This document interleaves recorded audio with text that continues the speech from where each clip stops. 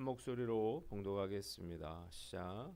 여호수아가 온 이스라엘과 더불어 막게다에서 림나로 나아가서 림나와 싸우며 여호와께서 또 그 성읍과 그 왕을 이스라엘의 손에 붙이신지라. 칼날로 그 성읍과 그 중에 모든 사람을 쳐서 멸하여 한 사람도 남기지 아니하였으니 그 왕에게 행한 것이 여리고 왕에게 행한 것과 같았더라.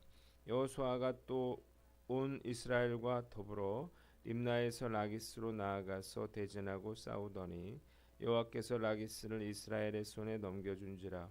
이튿날에 그 성읍을 점령하고 칼날로 그것과 그 안에 모든 사람을 쳐서 멸하였으니 림나에 행한 것과 같았더라. 그때 겟셀의 왕 호람이 라기스를 도우려고 올라오므로 여호수아가 그와 그의 백성을 쳐서 한 사람도 남기지 아니하였더라.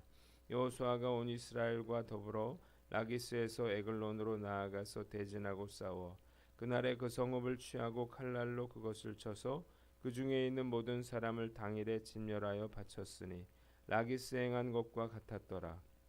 여호수아가 또 온 이스라엘과 더불어 에글론에서 헤브론으로 올라가서 싸워 그 성읍을 점령하고 그것과 그 왕과 그 속한 성읍들과 그 중에 모든 사람을 칼날로 쳐서 하나도 남기지 아니하였으니 그 성읍들과 그 중에 모든 사람을 진멸하여 바친 것이 에글론에 행한 것과 같았더라.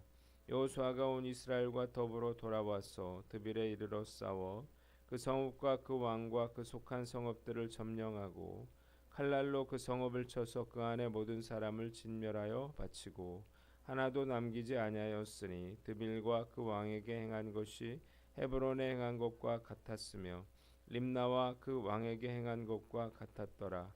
이와 같이 여호수아가 그 온 땅 곧 산지와 네겝과 평지와 경사지와 그 모든 왕을 쳐서 하나도 남기지 아니하고 호흡이 있는 모든 자는 다 진멸하여 바쳤으니 이스라엘의 하나님 여호와께서 명령하신 것과 같았더라.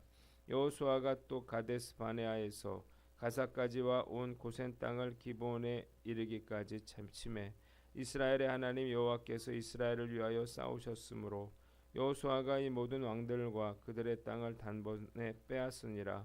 여호수아가 온 이스라엘과 더불어 길갈 진영으로 돌아왔더라. 아멘. 오늘은 여호수아서 10장 말씀을 가지고 가나안 남부 정복이라고 하는 제목으로 묵상 나눔하도록 하겠습니다. 자, 오늘 복잡한 것 같지만 오늘 본문은 아모리 연합군과의 전쟁에서 승리한 이스라엘이 림나와 라기스, 게셀, 에글론, 헤브론, 드빌을 정복한 후에 길갈로 돌아왔다는 내용이 나와 있어요.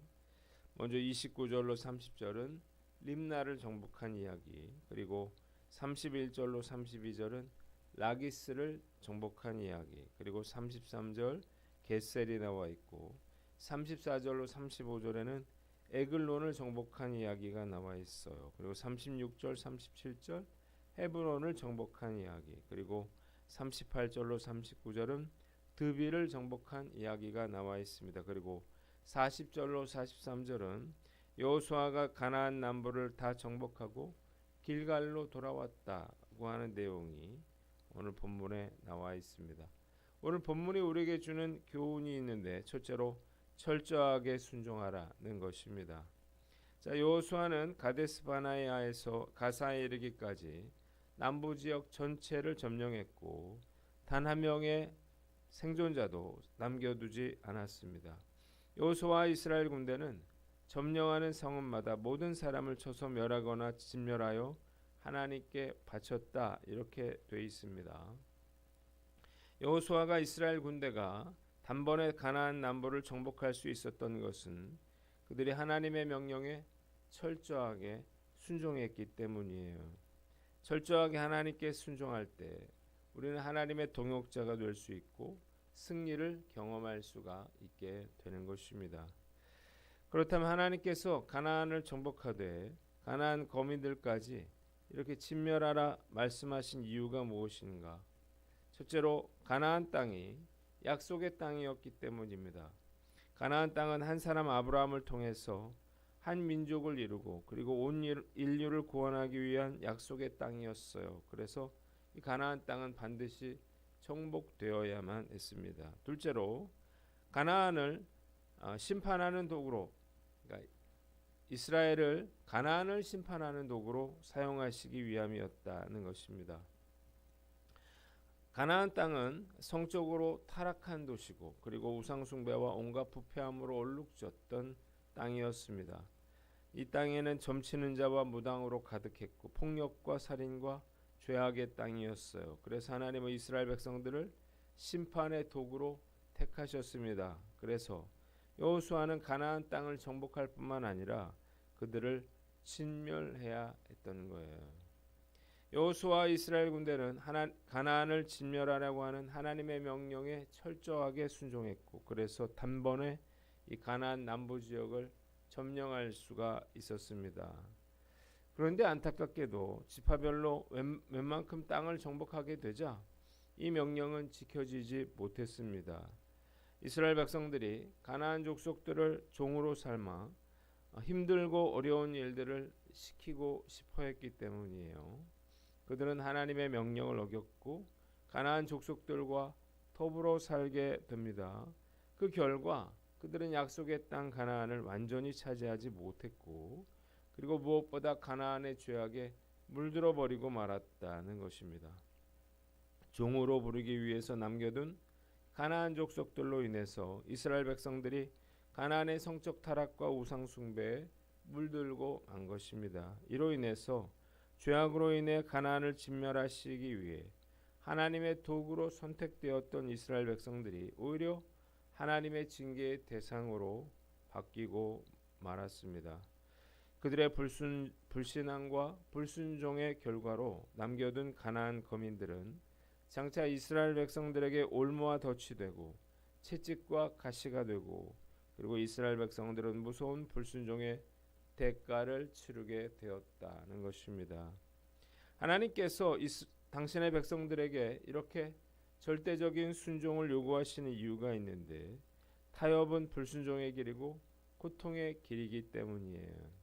그래서 우리가 하나님의 명령에 순종하는 것이 비록 힘들고 어렵다 하더라도 결코 타협하지 않고 말씀대로 그렇게 순종하며 살아야 하는 것입니다.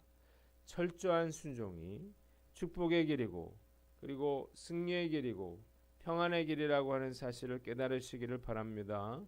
이번 한 번쯤이야라고 하는 생각, 이렇게 가볍게 생각하는 분들이 있는데 그러나 한 번이 중요한 것입니다. 믿음이 무너지는 데는 한 번으로도 충분한 거예요. 예배도 기도도 봉사도 한 번이라도 빠지면 이게 무너지기가 쉬운 거예요. 그 한 번이 두 번이 되고 결국 습관이 되기 때문이에요. 이번 주일은 봉사 헌신 예배로 드리게 되는데 우리 성도들이 타협하지 않고 철저한 믿음으로 순종함으로 승리와 축복의 삶을 살게 되시기를 주님의 이름으로 축원합니다. 두 번째는 나의 몫을 감당하라는 것입니다. 자, 가나안 남부 정복 전쟁의 승리는 여호수아와 이스라엘 군대가 하나님과 함께 싸워 얻게 된 합작품이었다는 것입니다. 뭘 알 수 있습니까? 하나님께서 가나안 땅을 주시겠다 이렇게 약속해 주셨더라도 이스라엘 백성들이 전쟁을 통해서 그 땅을 정복해야 했다는 것입니다. 가나안 땅은 결코 저절로 얻어지는 것이 아니었어요. 여호수아와 이스라엘은 사력을 다해서 이 전쟁을 수행해 내야만 했습니다. 지난 월요일부터 수요일까지 우리 중등부 친구들을 데리고 YFC 겨울 캠프에 참여했어요. 그래서 우리 아이들이 눈물로도 기도하고 그리고 또 변화된 삶을 결단하기도 했는데 참 의미 있는 시간이었다 그런 생각이 들어요. 그런데 우리 교회 오집사님 부친상을 당했죠. 그래서 저는 화요일날 조문을 위해서 서울로 올라와야만 했습니다. 자, 캠프가 밤 늦게까지 진행이 됐는데 이게 참 쉽지 않더라고요. 그런데 다음 주 월요일부터 수요일까지 우리 비전스쿨 캠프가 또 진행이 되고 제가 목요일에는 법무법인 율촌의 신우의 설교를 또 하러 가게 됐어요. 그리고 그 다음 주 2월 2일부터는 청년의 태국 단기 선교가 진행이 될 예정입니다. 자, 물론 하나님께서 모든 사역에 그렇게 동행하여 주실 줄 믿지만 우리는 최선을 다해서 하나님이 우리에게 맡겨준 몫의 싸움을 감당해 나가야 하는 거예요. 공부하지 않고 기도만 한다고 해서 좋은 성적을 얻을 수는 없겠죠. 기도하는 만큼 공부도 열심히 해야 되는 것입니다. 사역도 마찬가지예요. 기도도 열심히 해야겠지만 내가 해야 할 몫은 최선을 다해서 그렇게 열심히 감당해 내야 하는 것입니다. 오늘 말씀 앞에서 나는 어떤가 돌아보고 하나님의 나라는 하나님의 계획과 우리의 순종으로 이루어진다는 사실을 깨닫고 최선을 다해서 나의 몫을 감당하는 저와 여러분들 되시기를 주님의 이름으로 축원합니다. 마지막으로 하나 되라는 것입니다.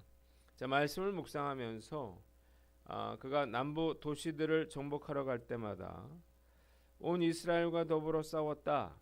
이런 말씀이 마음에 들어오더라고요. 가나안 남부 정복의 승리는 여호수아와 백성들이 함께 이룬 그러한 승리라고 하는 사실을 우리가 알 수 있습니다. 하나님 나라의 확장을 위한 영적인 전투는 교회 공동체 전체가 힘을 합쳐 싸워야 하는 거예요. 목회자와 성도가 한 마음이 되어 전도와 선교의 사명을 감당할 때 하나님의 나라를 세우고 확장할 수가 있는 것입니다. 그런데 사단은 우리로 하여금 하나 되지 못하게 하고 또 분열하도록 만들어요. 그래야 우리가 아무것도 할 수가 없기 때문이에요. 오늘 내일 이혼하려고 하는 가정이 무슨 사역을 할 수 있고 늘 분열하고 다투고 싸우는 교회가 과연 무슨 일을 할 수 있을까요? 스포츠도 마찬가지예요. 유명한 선수를 그냥 모은다고 해서 저절로 강팀이 되는 것은 아니에요. 팀워크가 없이는 모래알과 같은 팀이 되는 것입니다. 왜 늘 우리가 전쟁의 공포 속에서 살아야 합니까? 이 나라가 분열되어 있기 때문이에요. 그런데 이미 남북으로 갈라진 나라가 지역 감정에 의해서 동서로 갈라지고 세대에 따라 갈라지고 학연과 혈연에 의해서 갈라지고 있습니다. 이렇게 갈라지다 보면 스스로 무너질 수밖에 없을 것입니다. 단테의 신곡 중 지옥편을 보면 지옥은 지하 28층으로 되어 있는데 그 맨 밑바닥에는 가장 악독한 죄인들이 들어가는 곳으로 그곳에 들어가는 자들은 다름 아닌 분열주의자들이라고 했습니다. 가정을 깨뜨리고 교회를 분열시키고 나라를 분열시키는 것은 하나님이 가장 미워하시는 그러한 죄악인 거예요. 물 한 방울이 모여서 강이 되고 개미 한 마리가 모여 땅속에 개미 왕국을 이루고 벌 한 마리가 모여 벌의 왕국을 이루는 것입니다. 혼자 하면 아무것도 할 수 없지만 함께하면 엄청난 힘을 발휘할 수 있는 거예요. 하나된 가정은 힘이 있습니다. 하나된 교회는 힘이 있습니다. 하나된 나라는 힘이 있다는 사실을 깨달으시기를 바랍니다. 하나가 되면 작아도요. 그 누구도 대적하기가 어려운 거예요. 윤 대통령의 계엄 사건으로 인해서 무엇보다 한국교회 교인들의 마음이 나누어지고 있는 것 같아 정말 안타까운 마음이 들어요. 영적인 싸움은 한 개인의 싸움이 아니라 교회 공동체 전체의 싸움임을 알고 우리가 기도하며 격려하고 또 하나가 되도록 최선의 노력을 기울이는 저와 여러분들 되시기를 주님의 이름으로 축원합니다. 기도하겠습니다. 하나님 아버지, 우리가 철저히 순종하게 하여 주시고 우리의 몫을 감당하며 하나됨을 이루게 하여 주시옵소서.